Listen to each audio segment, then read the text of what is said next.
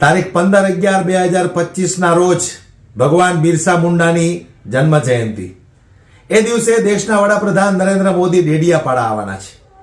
પણ એની પહેલા ગુજરાતના ભારતીય જનતા પાર્ટીના પ્રદેશ અધ્યક્ષ જગદીશ પંચાલ જે રીતે મંચ પરથી ફાંકા ફોજદારીઓ કરે છે કે મારા આદિવાસીઓ ભોળા છે, મારા આદિવાસીઓની અંદર કટુતા નથી, એક સાધુના વેશમાં આવ્યો છે, એનાથી સાવધાન રહેજો, એમની વાતોમાં કોઈ ન આવશો, આદિવાસી સમાજ માટે દેશના વડાપ્રધાન, યશસ્વી વડાપ્રધાન, ફલાણા વડાપ્રધાન, આવા નત નવા નામો લઈ અને આદિવાસી સમાજને સારું લાગે એ માટે ડાય વાતો કરે છે.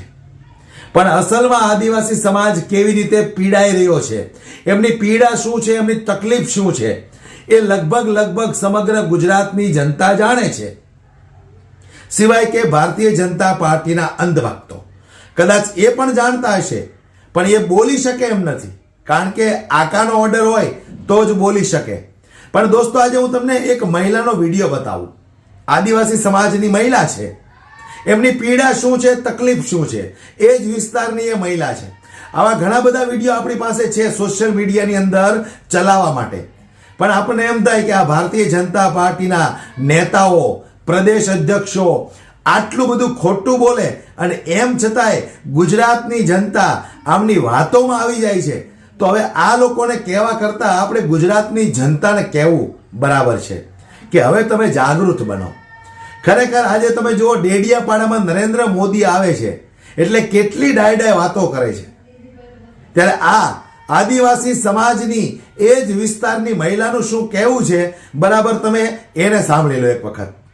લાવવામાં આવે છે, એમને નથી પાણીની વ્યવસ્થા, એમને નાસ્તાની નથી વ્યવસ્થા, એમને કશું નથી, અને અહીંયા ગાડી પબ્લિકને લાવે છે.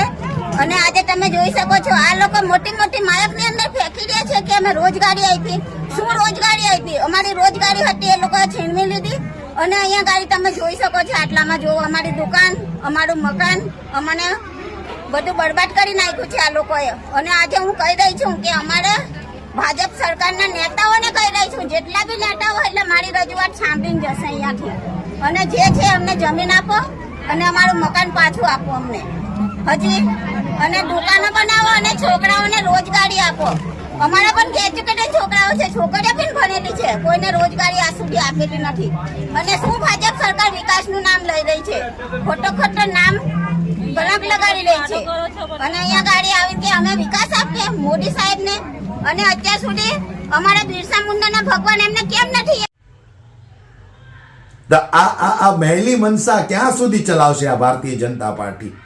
જે વિસ્તારની અંદર જવાનું હોય એ વિસ્તારના વખાણ કરવા માંડવાના, એ વિસ્તારની જનતાના વખાણ કરવા માંડવાના. અસલમાં ત્યાં કામો કંઈ ન થયા હોય, ઘણા બધા આપણે એવા પણ વિડીયો જોયા. હું બીજી વખત કહું છું, અગાઉ પણ કીધું હતું, છોટા ઉદેપુરની અંદર આદિવાસી સમાજના બાળકોને દેવા માટે જે સાયકલો સરકાર તરફથી આપવામાં આવી હતી, પડી કાટ ખાઈ ગઈ, કોઈને ન આપી. આ આદિવાસી સમાજને આજે આ લોકો ભોળા ગણાવે છે. આદિવાસી સમાજની અંદર કટુતા નથી.